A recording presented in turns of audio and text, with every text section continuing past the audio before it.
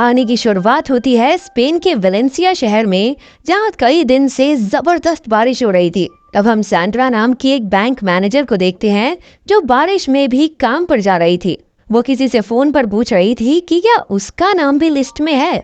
असल में बैंक कई लोगों को नौकरी से निकालने वाला था, इसलिए उसे डर था कि कहीं वो भी इस लिस्ट में शामिल तो नहीं। खैर, जब वो बैंक पहुंची तो पता चला कि कई सिक्योरिटी ऑफिसर्स बारिश की वजह से समय पर नहीं पहुंच पाए थे। कुछ ही समय में बैंक खुला और ग्राहक अंदर आने लगे। जल्द ही सैंड्रा को खबर मिली कि बैंक ने उसे भी नौकरी से निकालने का फैसला कर लिया है। ये सुनकर उसे बहुत गुस्सा आया, क्योंकि ईमानदारी से काम करने के बावजूद भी उसे बेवजह निकाला जा रहा था। तभी अचानक बैंक के बाहर एक वैन आई और कई नकाबपोश लोग तुरंत बैंक में घुस आए। बैंक के सिक्योरिटी गार्ड ने उन्हें रोकने की कोशिश की, लेकिन चोरों ने बॉम्ब से पूरा बैंक उड़ाने की धमकी दी। इसके बाद उन्होंने बैंक के दरवाजे बंद किए और फिर चोरों ने वहां मौजूद सभी लोगों को बंदी बना लिया। लेकिन एक क्लर्क ने बड़ी चालाकी से अलार्म बटन दबाकर पुलिस को खबर कर दी, पर चोरों के लीडर यूरुग्वायो ने उसे देख लिया और सबके सामने बुरी तरह पीटा। तब लोको नाम के एक चोर ने बैंक के सारे कैमरास बंद कर दिए और फिर ऑफिस में बैठी सैंड्रा को हथकड़ी लगाकर कैद कर दिया। इधर पुलिस बैंक के बाहर पहुंच चुकी थी और फिर इंस्पेक्टर होजे ने बैंक में फोन करके चोरों से बात की। पर यूरुग्वायो ने होजे से मांग की कि अगर सरकार बंदियों को जिंदा छुड़ाना चाहती है तो उन्हें उसे और उसके साथियों को सुरक्षित देश से बाहर भेजने का इंतजाम करना होगा। उधर गैलागो एक मेटल डिटेक्टर की मदद से कुछ ढूंढ रहा था और जैसे ही मेटल डिटेक्ट हुआ तो उसने एक वेल्डिंग मशीन से जमीन में छेद कर दिया, जहां से एक खुफिया रास्ता निकलकर सामने आया। असल में ये पहले से चोरों के प्लान का हिस्सा था। यूरुग्वायो ने तो बस पुलिस को भटकाने के लिए प्लेन की मांग की थी। उन्होंने पहले ही ये सुरंग तैयार कर ली थी ताकि इसके जरिए भागकर वो पुलिस को चकमा दे दें। लेकिन पिछले कुछ दिन से हो रही भारी बारिश की वजह से ये सुरंग पूरी तरह पानी से भर चुकी थी और अब बैंक लूटकर इस रास्ते से भागना तो लगभग नामुमकिन सा था। ये चोरों के लिए काफी बुरी खबर थी, क्योंकि उनके पास बाहर निकलने के लिए इसके अलावा कोई रास्ता नहीं था। इधर सैंड्रा उनकी बातें बड़े गौर से सुन रही थी। तब उसने बैंक से बदला लेने और चोरों की मजबूरी का फायदा उठाने का फैसला किया। सैंड्रा ने चोरों से कहा कि वो उन्हें इस बैंक में मौजूद सबसे कीमती लॉकर का पता बता सकती है, ताकि उसे लूट कर चोर जल्दी से भाग सकें। लेकिन इस सब के बदले उसने कहा कि भाई देखो, थोड़ा शेयर तो मेरा भी बनता है। पहले तो गैलागो को लगा कि ये सैंड्रा की कोई चाल है, लेकिन जब गोली की धमकी पर भी उसने अपना बयान नहीं बदला तो गैलागो को उस पर यकीन हो गया। फिर सैंड्रा ने उसे लॉकर नंबर 314 के बारे में बताया, जिसमें सोरियानो नाम के करप्ट नेता के किसी कांड का सबूत था। इस सबूत के जरिए वो देश भर में तहलका मचा सकते थे। आखिरकार गैलागो ने डील के मुताबिक एक लॉकर से हीरे निकालकर सैंड्रा को दिए। उधर सोरियानो के लिए काम करने वाले एक आदमी फेरान को खबर मिली कि उनकी पार्टी के ही किसी आदमी ने सोरियानो के खिलाफ कुछ सबूत इकट्ठा कर रखे हैं, और तो और उन्हें छुपाया भी उसी बैंक में गया है। अगर ये सबूत दुनिया के सामने आ गए तो सोरियानो के साथ साथ वो सब भी खतरे में पड़ जाएंगे। लेकिन ऐसा उस लॉकर में था क्या, ये कोई नहीं जानता था। अब उन्हें किसी भी हालत में इस सबूत को हासिल करना था, वो भी पुलिस को खबर किए बगैर। पर फरहान के कुछ करने से पहले ही चोरों की टीम ने लूट का सामान और लॉकर में से वो सबूत लेकर सुरंग में छलांग लगा दी। लेकिन अफसोस, पानी का बहाव इतना तेज था कि आगे बढ़ना नामुमकिन हो रहा था। इसी वजह से उन सबके चेहरे पर पकड़े जाने का खौफ साफ साफ दिखाई देने लगा। आखिरकार मजबूरन वो वापस बैंक में लौट आए, पर तब तक फरहान ने पुलिस को बैंक में घुसकर चोरों को मारने का आदेश दे दिया था। उधर इंस्पेक्टर होजे को ये समझ नहीं आया कि आखिरकार पुलिस वाले किसके ऑर्डर पर ये काम कर रहे हैं।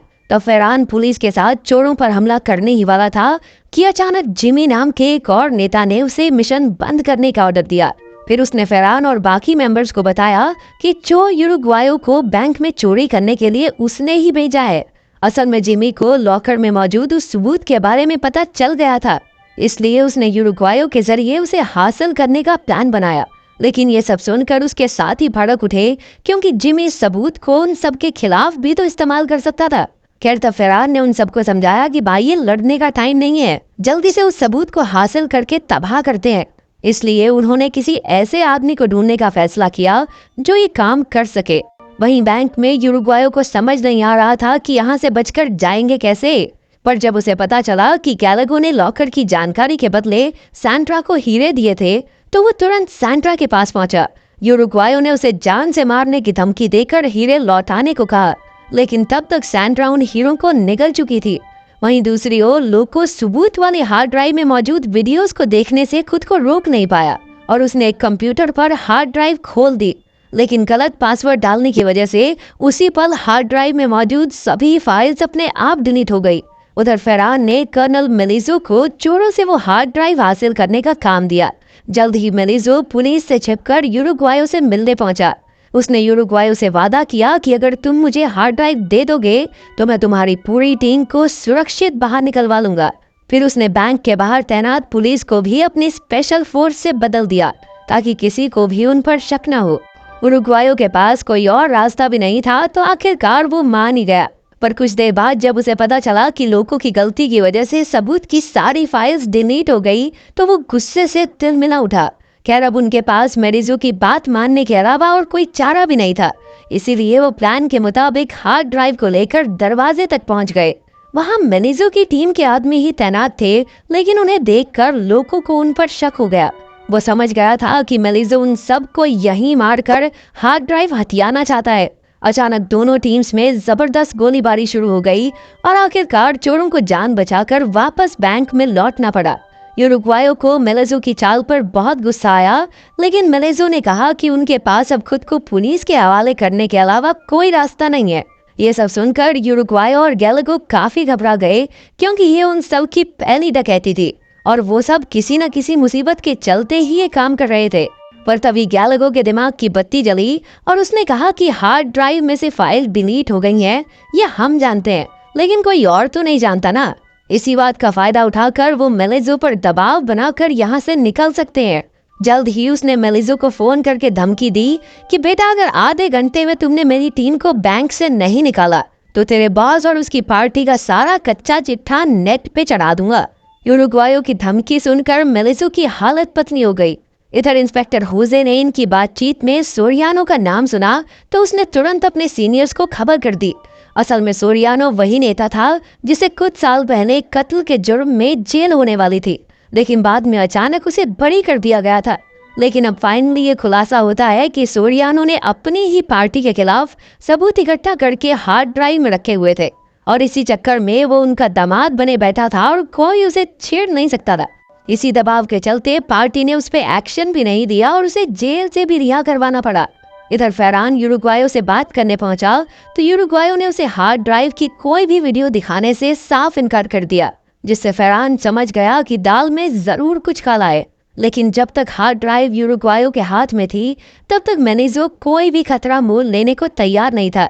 उधर होजे ये पता लगाने में जुट गया कि आखिर नॉर्मल पुलिस वालों को स्पेशल फोर्सेस से किसने बदला, और तब जाकर उसे पता चला कि इसके पीछे मेलिजो का ही हाथ था।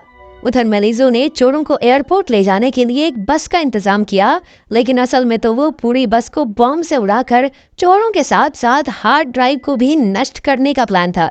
पर गैलागो मेलिजो से भी शातिर निकला।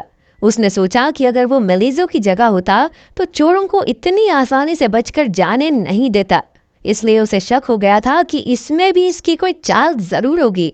पर फिर उसने कहा कि जब तक उनके पास पार्टी के काले सच से भरी ये हार्ड ड्राइव है तब तक उनका कोई भी कुछ नहीं बिगाड़ सकता। हालांकि ये हार्ड ड्राइव खाली थी, लेकिन फिर भी वो इसके जरिए पार्टी को ब्लैकमेल कर रहे थे। इसी दौरान फरहान को अपने जासूसों से खबर मिली कि यूरुग्वायो ने तो सबको बेवकूफ बनाया है, क्योंकि असल में अब हार्ड ड्राइव में कुछ है ही नहीं। पर वो ये बात भूल गया कि होजे भी वहीं मौजूद था। अब होजे ने फटाफट ये खबर अपने ऑफिसर्स को दे दी और इधर इतनी बड़ी गलती करने पर मेलिजो फरहान पर भड़क गया। पर अब वो कुछ नहीं कर सकते थे, क्योंकि तब तक सारे चोर बैंक से निकलकर बस की ओर चल पड़े थे और अब बस कुछ ही देर में धमाका होने वाला था।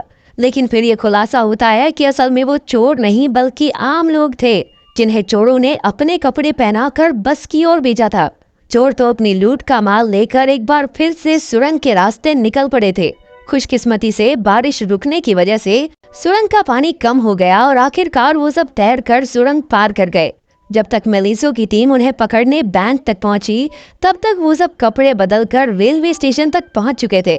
इसी दौरान मेलिजो और फरहान को खबर मिली कि उनकी पार्टी की काली करतूतों की बात देश भर में फैल चुकी है असल में इंस्पेक्टर होसे ने मीडिया को खबर कर दी थी कि जिमी, फेरान और मेलिजो ने किसी खास हार्ड ड्राइव को हथियाने के लिए बैंक में डकैती को अंजाम दिया। वहीं दूसरी ओर यूरुग्वायो, गैलागो और उनके बाकी साथी सुरक्षित अपने अपने रास्ते पर निकल गए। अब उन्हें किसी बात का कोई डर नहीं था, क्योंकि वो जानते थे कि जब तक उनके पास वो हार्ड ड्राइव है तब तक कोई भी उनका कुछ नहीं बिगाड़ सकता। वहीं दूसरी ओर मेलिजो, फरहान और बाकी पार्टी मेंबर्स काफी बड़ी मुसीबत में फंस गए।